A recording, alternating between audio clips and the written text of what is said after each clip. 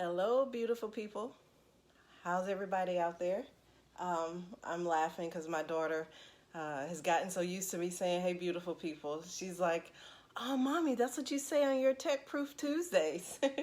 But yes, I hope everybody is well, taking care of yourselves and taking care of each other.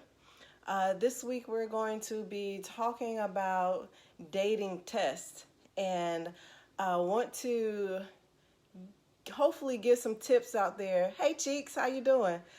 Get some tips out there to you guys to make your dating internet proof. At New Creations Counseling, we work on online addictions and cyberbullying and online affairs, and we're all about prevention. So these tips are hopefully helping some prevent some issues out there that I've been seeing a lot with clients and with dating and how dating has changed nowadays. Wanted to take a few minutes to let you guys know that we are launching our new website.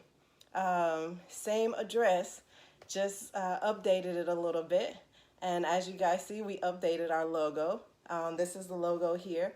And so I welcome you guys to go check out the new website. I'll put the link. I'll put the link. I see you, Cheeks. I'm trying to teach. I'll put the link in the comments for the website. And I appreciate it if you guys could check it out. Let me know what you think. The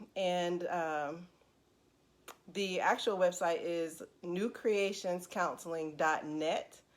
And like I said, I'll put the link in as well. So let's get right to it. So dating tests. How can we make dating internet proof? So I know a lot of us growing up would have heard tips from our parents and grandparents and things like that that they want us to look for when we're dating.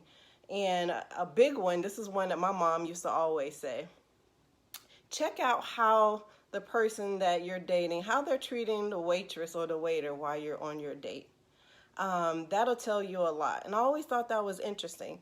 And it comes from the premise of how people treat people who are, in service to them, and people who, quote unquote, can't do anything for you, that kind of mentality, and how they're responding and interacting and how they're respecting people like that. So looking how they treat waiters, how they treat janitors, people that are in service to us, and just seeing how, if they're being respectful and if they're being patient, are they snapping their fingers and saying hello, hello, hello, that kind of thing, because those are signs of who that person might be and might not necessarily be somebody you might want to pursue in terms of a long-term relationship. So if you guys can think of any of those tips your parents or grandparents or aunts and uncles would have given you, put those in the comment, and we'll talk about those as well. So that was what my mom used to always say, how they treat a waitress when you're in the restaurant. Another one, how he treats his mom. Look at how that person treats his mom. How he treats his mom is how he's going to treat you. How are they living? Have you seen where they live? Are they a messy person? Are they a clean person? Is that something that you are okay with? So just getting that information. Do you guys have similar senses of humor? Do they have a sarcastic type of humor? Yeah, Catherine, exactly. How he treats his mom. Yep, I think that's a big one. I've heard that a lot too. Can they, it's okay, it's all right. She said, oh, you said that already. But, do you get their sarcastic sense of humor? Do they get your sarcastic sense of humor? I have a little bit of a sarcastic sense of humor. So I'm glad that my husband gets my jokes and gets my little comments and stuff like that. Oh, yes, California Pizza Kitchen. Cheeks is bringing up, yes, I used to be a waitress at California Pizza Kitchen in DuPont Circle in DC during my DC time, and I loved it there. I would meet so many different interesting people, and I always say, if you can be a waiter, you could do anything because you have to organize your time. You have to deal with different personalities. You have to work on your customer service and deal with people that maybe aren't so friendly and doing and all of that kind of stuff. So yeah, CPK days for sure. Do they talk about themselves too much during the date? Are they focusing on themselves? They're talking about their career. I'm trying to think what movie that was. I think it was Think Like a wait, Think Like a Man, Act Like a Woman, or Act Like a Woman, Think Like a Man, the Steve Harvey movie. You guys know what I'm talking about.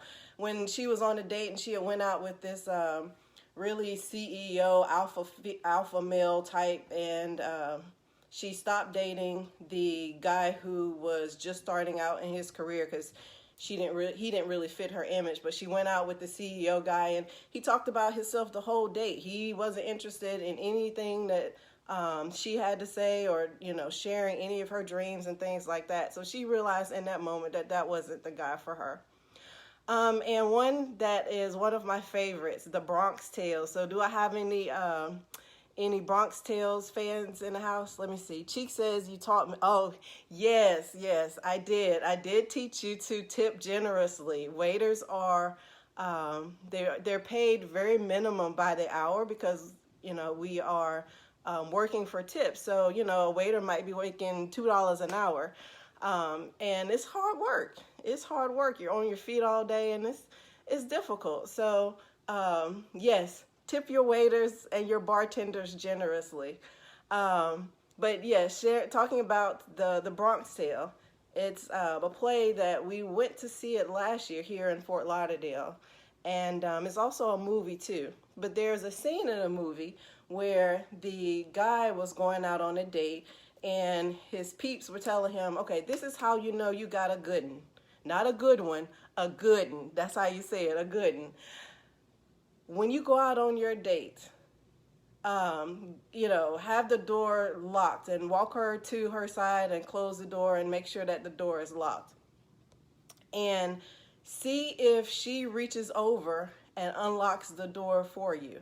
And if she reaches over and unlocks the door, then you know you got a good one, because she's not thinking about herself. She's thinking about you in that moment and making things easier for you. So those are just some of the things I kind of wanted to share with you guys to kind of put you in the mindset of what we're talking about here. Hey, Miss Miriam, I miss you. I hope all is well. Thanks for joining us tonight. So those dating tests or those dating tips, things you're looking for when you're out on dates. And one thing I would encourage you guys to look into is how they living online. So if we're going to make dating internet proof, we need to look not only in terms of what they're doing in real life, in terms of, how they're treating waiters at restaurants, or how they're treating their mom, if they're unlocking the door for you like they did in the Bronx Tale, how they living online. One of the things I'm seeing a lot of is having clients come and the porn addiction is real. And they're saying, oh my gosh, I didn't see the signs. I should have seen the signs. I see them now. Hindsight 2020, going back, and I see all of these clues and things that would make sense. So, not only in terms of porn addiction, how they are spending their time in video games. Are they spending, 6 hours a day playing their video games? Are they on social media all the time? Are they making all the TikTok movies and clips and not necessarily taking that time and energy to spend that quality time with you face to face? So making that part of your dating test, making that part of things you're looking for to see if that person is compatible for you. So if video games are going to be a problem, start looking for that early on. If you're fine with them playing a couple of hours a day, if you're fine with them playing 6 hours a day. But what I'm encouraging you to do is to start thinking about those things. A lot of times, like I said, the porn addiction is coming up, video game addiction is coming up, And it's always a hindsight 2020 after the relationship has blown up. And like I said, when we first started, I'm trying to be preventative. I'm trying to prevent the blow up from happening. And that starts with us looking at things differently, picking up on some of those clues so that we can have preventative conversations about it. So, how they living online? Just be mindful. Like I say, the average person picks up their phone 152 times a day. Are they sitting on the couch when you guys are watching Netflix and just scrolling? They're not even watching the movie. They're not even interacting with you. Being aware of those things. Right now, dating is not just right in front of us. It's not just based on how the person is in real life. It's about their virtual life as well. Because that virtual life can be very impactful on how successful the relationship is. So let's open up our eyes, you guys. Let's be a little bit more aware. Let's be a little bit more introspective of what it is that you're okay with. Like I said, if you're okay with your partner watching porn, that's not an issue. But if you know it's an issue and you're dating somebody, and maybe that's a conversation you might want to have if you see things going serious. So all of those tests, one of the things that growing up in my age, one of the things we added was, you had to get like your HIV test. You had to have your papers. You had to have your STD test. That was a big part of dating. So now it's like you got to have your online test.